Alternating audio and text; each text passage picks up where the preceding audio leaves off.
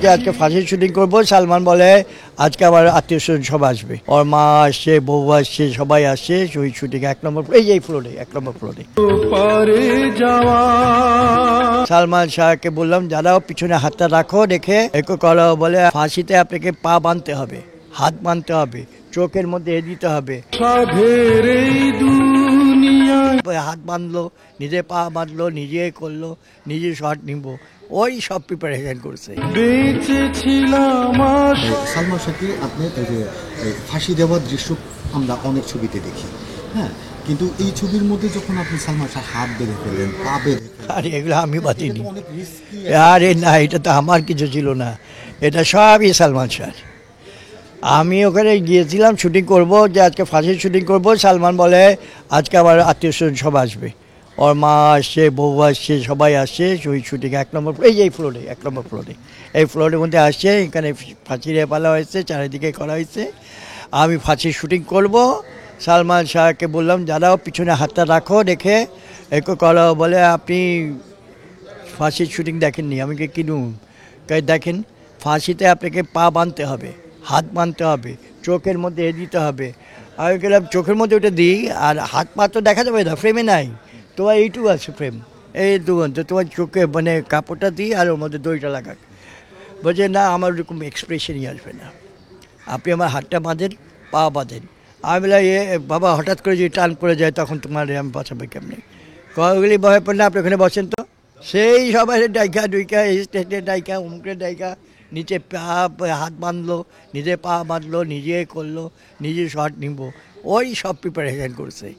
এবং আমি তো ওইখানে বাঁচাই আনছি তাহলে, যে সাবানা গিয়ে বললো যে না স্টপ, এবং তাকে বাঁচিয়ে আনলো ফাঁসি মঞ্চ থেকে, কিন্তু জীবনের এর থেকে তো বাঁচাতে পারলো না। ফাঁসিতে যখন কালো কাপড় মুখে দিয়ে যখন আসলে বিভিন্ন ধরনের শট নেওয়া হয়, আমরা সাধারণত এগুলোতে ডামি ব্যবহার করি। আমার কাছে দেখে মনে হয়েছিল সালমান শাহ আসলে ডামি ব্যবহার করে নাই, নিজেই ছিল। একদম বিষয়টা কি তাই?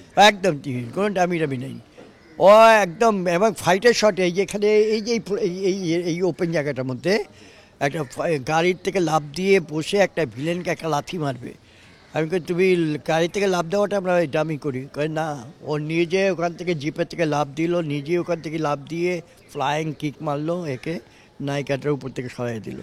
মানে ও ডামি একদম ব্যবহার করতে যেত না, ও অ্যাকশন ছবিতে অ্যাকশন শটেও একদম কম ডামি ব্যবহার করতো, মানে ডামি ব্যবহারই করতে চাইতো না, ও কইতো যে অরিজিনালি থাকে। ফাইটে কেমন ছিল তো তুলনা নেই, মানে এখনকার মধ্যে ওরকম ঢুসুম ফাইট করে নাই, যা ফাইট হয় অরিজিনালি, যা আমাদের মানে সামাজিকভাবে ফাইট হয় ওরকম ফাইট করছে, এবং সে ফাইটগুলিতে তুলনাহীন, অনেক সুন্দর ফাইট করতো ও। আমার এই যে বুকের ভিতর আগুন একটা ফাইট নিজেই ডাইরেকশন দিচ্ছিল, বুকের ভিতর আগুনে, এটা সত্যের ভিতর নাই কিন্তু, এটা ওর মধ্যে কলের মধ্যে ওর মা কতগুলি গুন্ডা ভাড়া করে নিয়ে গেছে যে আমার ছেলের শক্তি পরীক্ষা করব, এটা জানে না, ও তখন কলের মধ্যে করতেছে, করাত দিয়ে ওই যে গাছের ফালি করতেছে, ওইখানে দাঁড়িয়ে ওখানে আছে, ওখানে মা যখন নিয়ে আসে, ওই ফাইটটা যে ওটা করেছিল, হ্যাঁ, সম্পূর্ণ ওর এতে, ওর ইচ্ছায়।